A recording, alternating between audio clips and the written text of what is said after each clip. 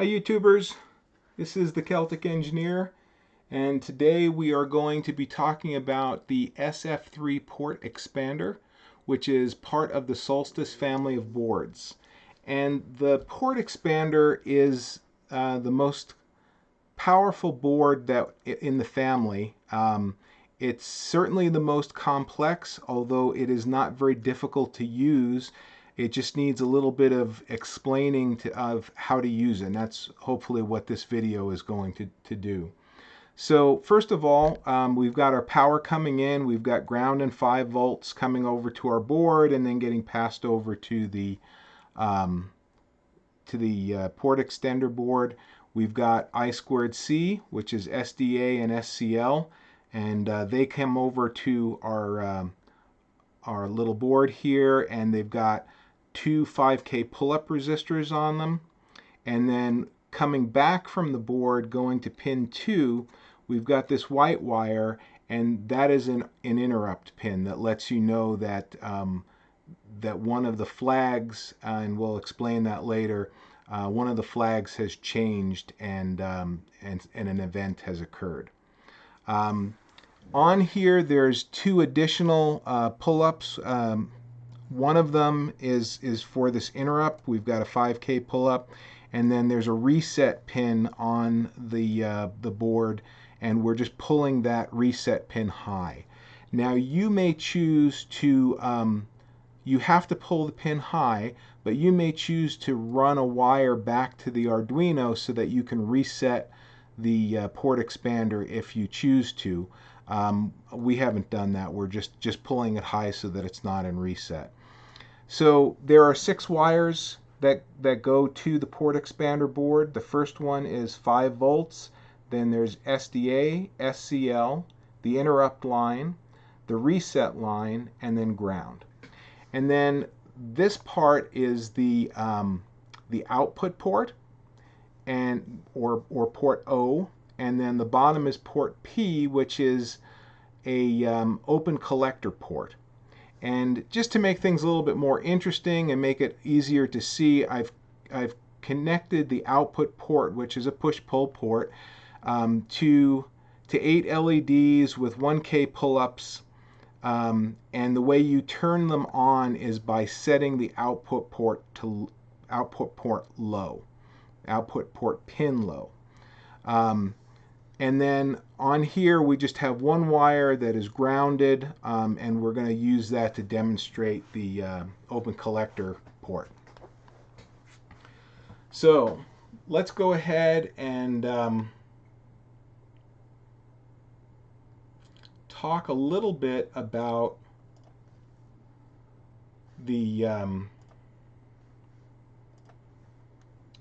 the way that you address the device. This is an I2C device, and each of the 2 ports has its own address. And let me just drag over the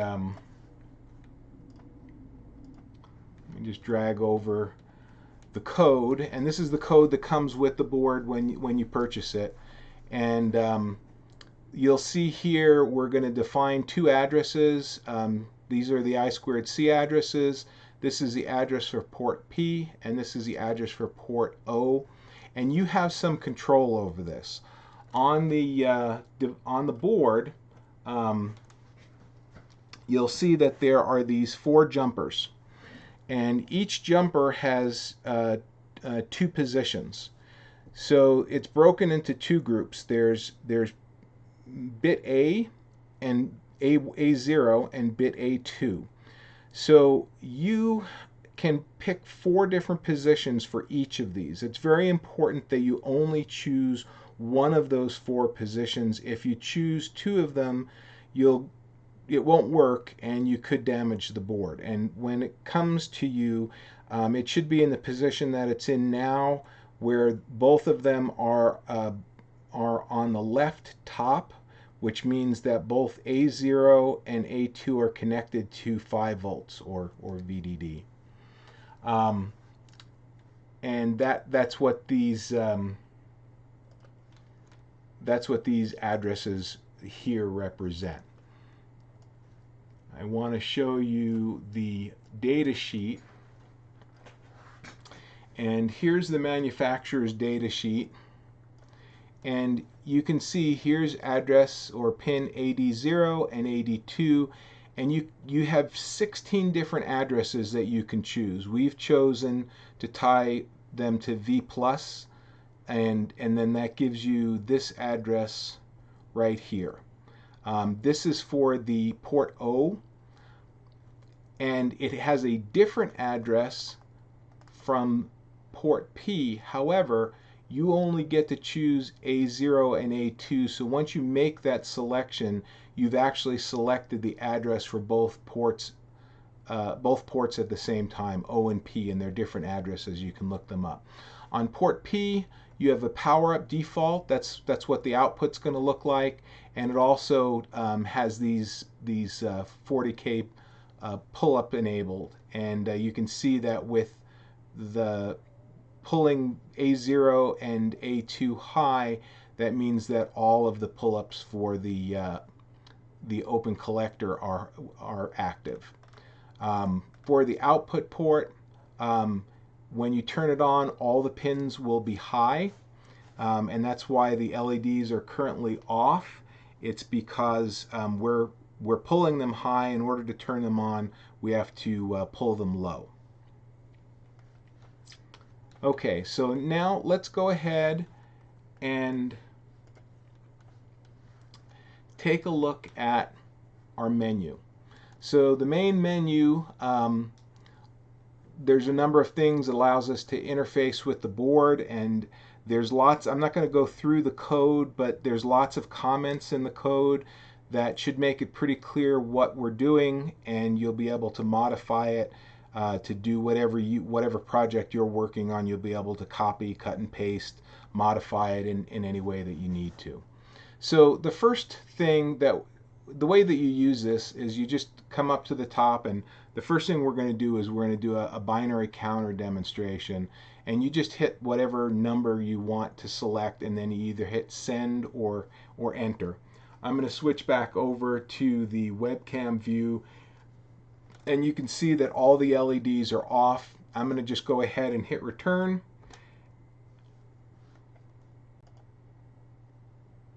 And you can see that we've started a binary counter, and it's just going to count up to FF and then go back to 0 again. So it says here on the bottom, let me just switch back over. It says here on the bottom, enter E, uppercase or lowercase, to exit. So if you go back over to the webcam, I'm going to just enter E. I'm going to hit E, and then I'm going to hit enter, and it stops. So that's our binary counter. The next thing we can do is we can write a single number to our output port. And so what I want to do is I'm going to type in 2, and it's going to give me some instructions, and it's going to say that I need to type in a binary number. You need to type in all 8 bits, whether they're zeros or ones, even leading zeros. And what I'll do is I'm going to type in 00001111.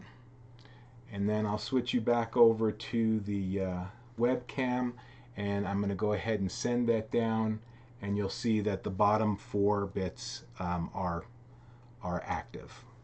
They're low, which turns on the LEDs. Okay. The next thing that we're going to do is we're going to read from the output port.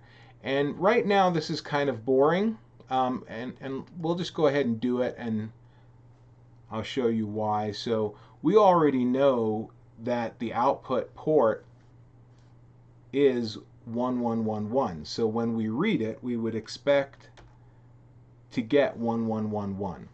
But if we go ahead and start the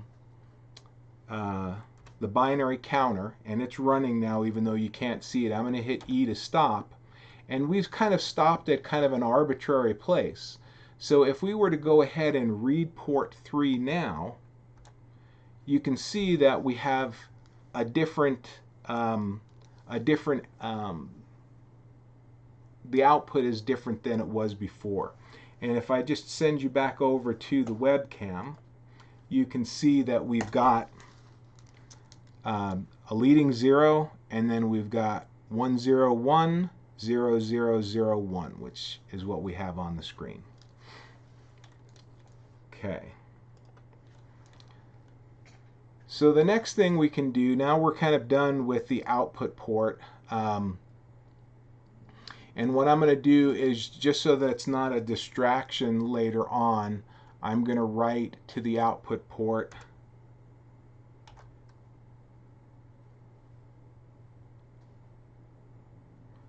And I'm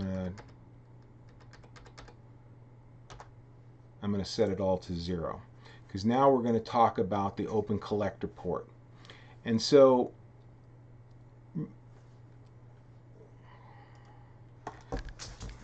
remember earlier when I was talking about this open collector port, I said that we had this wire grounded.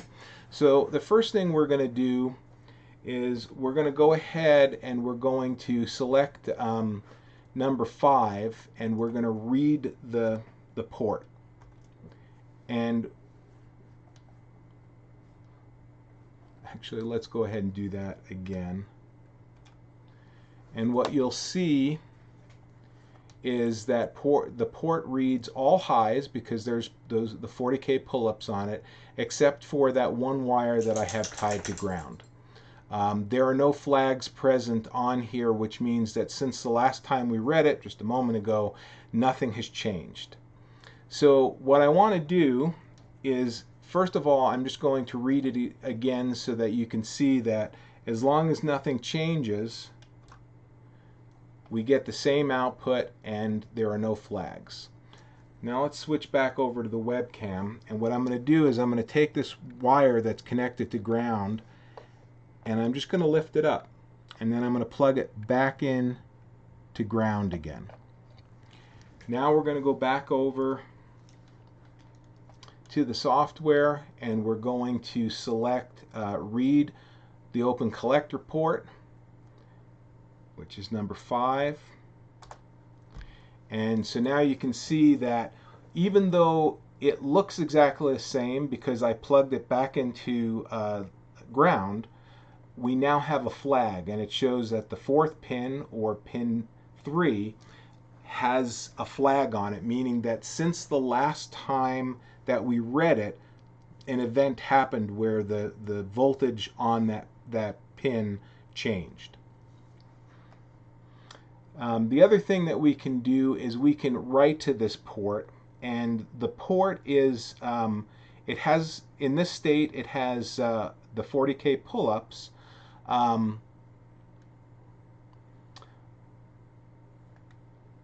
Let's see, we'll go ahead and write to this. That's number 4. And what I'm going to do is I'm going to write 1111 1110 and hit enter. And now we're going to go ahead and we're going to read the port, which is number 5.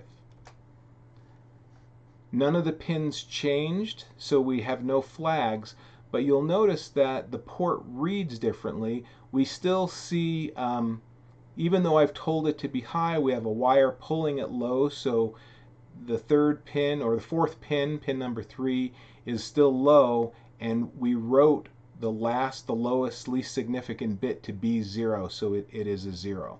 So if there were something pulled up on this, if there were an LED that were pulled up and we wrote a 0, then it would turn on. Okay, so then the last thing we can do is we can look at this this interrupt pin, which is number 6. And so what I'm going to do is I'm going to type in number 6, and then you get some instructions. And basically what it says is that you can set them all high. We're not going to do that. If it causes a problem, we'll do it again.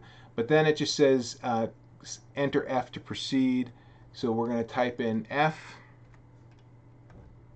and it says waiting for interrupt. So what I'm going to do, and I'm going to switch you back to the other screen so you can watch this, but I'm going to just lift this this yellow pin off of ground, and there's a pull-up, so it's going to change from a 0 to a 1, and when it does that you should be able to see it here. So it's waiting for the interrupt. I'm going to pull the pin right now, and you can see interrupt received, data has changed on port P. So now if I plug that back in and we go to read port P, which is number 5, you'll see that there is indeed an interrupt or a flag on that pin, and the flag caused an interrupt on the interrupt line. So if this ever gets cluttered and you want to get rid of some of this, you can always go ahead and clear the output, come back up here, type in the letter H, and it'll bring you back to the main menu. So that's the Port Expander. It is a very powerful and very useful device. It allows you to use very few pins on your Arduino to control 16 pin outputs, input outputs. So I hope that you find this useful. I hope that you make wonderful things with it. Please leave comments below. If you make anything, we'd love to hear what you make and any comments that you have about it, and we hope that you have a lot of fun with it. Have a great day. Bye.